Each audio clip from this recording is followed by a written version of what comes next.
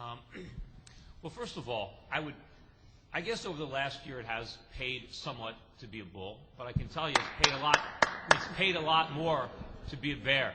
Thank you. Yeah, U.S. stock market has gained over the last year, but I can tell you as somebody who's invested in foreign shares for myself and my clients, the U.S. market looks like it's standing still compared to what's happening overseas. But I think you've really got to look at the markets more than just over 1 year. Because if you take a look at, going from 2000, when I believe the bear market began in U.S. dollar-denominated assets, if you look at what's really happened to the value of U.S. stocks and what's happened to Americans who have foolishly remained invested in U.S. securities over this period of time, if you price the Dow in terms of other currencies, for example, the euro, the Dow's off about 30% over 7 years. If you price it in other commodities that we buy, if you price it in milk, it's down about 35%. If you price it in corn or wheat, it's down about 40%. You price it in gold, it's down about 50%. Silver, 60%. In oil, the Dow is down by 70%. In copper, it's down by 80%. In uranium, it's down by 90%. And you can think of all sorts of things. You can look at how much did it cost you to have a stay in a hospital 7 years ago? How much was college tuition? How much was my homeowner's insurance or health insurance? And then you compare that to what's happened to the Dow. Just look at the price of a postage stamp, which just went up again. The value of the Dow is not keeping pace with the cost of living, with the consumer goods and services that we all hope to be able to afford. What's really going on is a lot of inflation. And sure, the inflation that's out there makes it look as if stock prices are rising, but they're not. The real values of stocks are falling. One of the main reasons that the Dow Jones has been strong recently is because you have a heavy component of multinational companies that generate a percentage of their earnings, in some cases significant, 30% or more of their earnings abroad. It's the foreign earnings that are helping these companies. Well, why even buy them? Why not just buy stocks in other countries where 100% of their earnings are coming from abroad? If the strength is in Europe and Asia, why settle for a company that's still got the lion's share of its revenues in the United States? And the biggest problem for our markets, and I still expect even nominal stock prices to turn down. At some point, they're going to turn down. But even until they do, it doesn't really matter because nobody is getting richer in U.S. stocks than when they can be invested abroad. But the problem is we have a phony economy, we have a bubble economy where better than 70% of our phony GDP numbers are generated by consumption.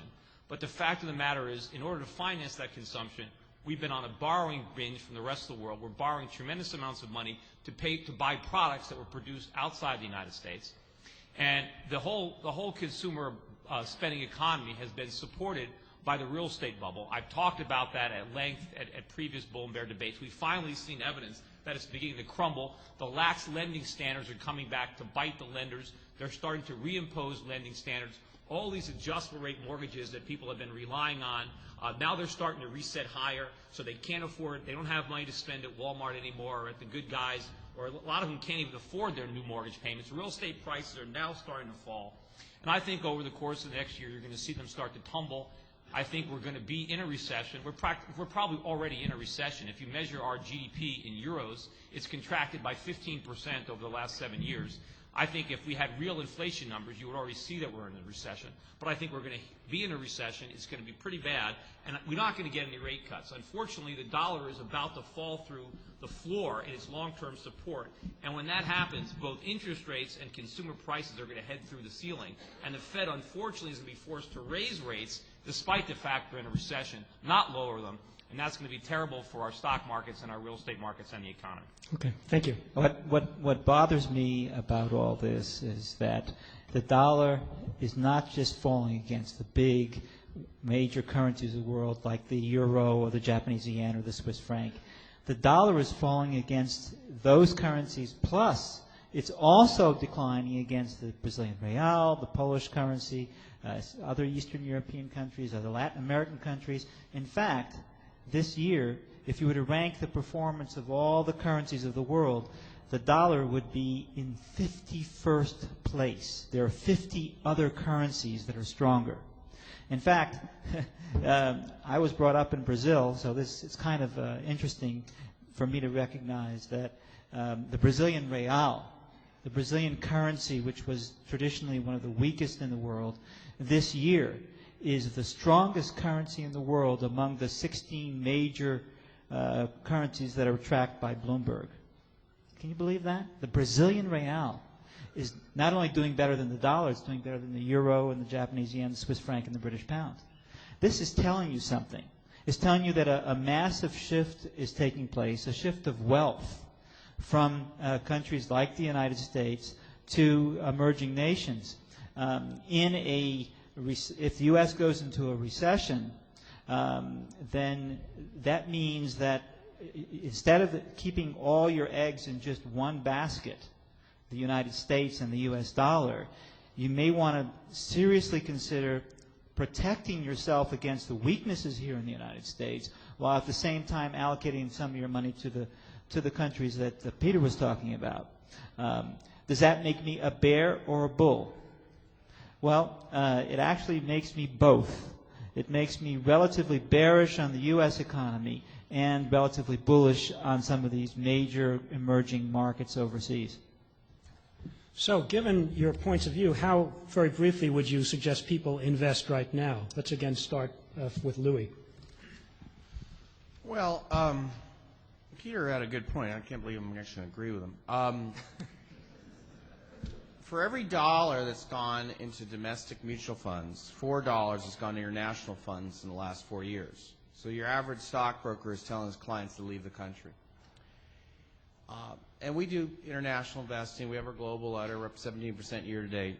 The problem we have is there was a correction a year ago in Latin America because Hugo Chavez was acting badly, and they shot the whole region. Marty's right. Brazil's fine. Colombia's fine. Chile's fine. Peru's fine. Mexico's great. Felipe Calderon's great president there. So that area here now. The correction we had this year in February and March, India's really looking bad, okay? India guarantees lifetime employment to their civil service. You start a business there. You got to build your own utility grid. You got to get your own transportation. So, I mean, they'll still grow, but, you know, a lot of the most ambitious Indians moved here or the UK. China's okay, but so much riskier than it was a year ago. Very volatile. So we do all this risk-adjusted stuff. It's very frothy there. Probably okay in the 2008 Olympics, but boy, is it volatile. Japan, I don't even go there because the dollar's stronger than the Japanese yen right now. So I don't want to ever have a currency headwind. Europe, sure, we're in Europe because we got our currency tailwinds. They're still tightening. We're not. But the problem is I got to pay a lot higher P ratio over there. But, you know, we're up 17% global this year, so, you know, there's some hot spots. But how much should be your portfolio? 30% maybe. You know, you can buy the multinationals here that also play the same thing in our blue chip letter.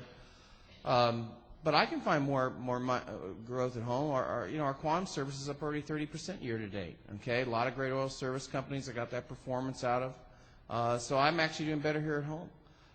When I look for the best PEG ratios, growth P ratios, I can get them a little better here at home than I can abroad. But there is a lot of money flowing abroad. I just think you got to use a little common sense and mix it up. Yeah, my fundamental premise in this discussion is that this is not a zero-sum game.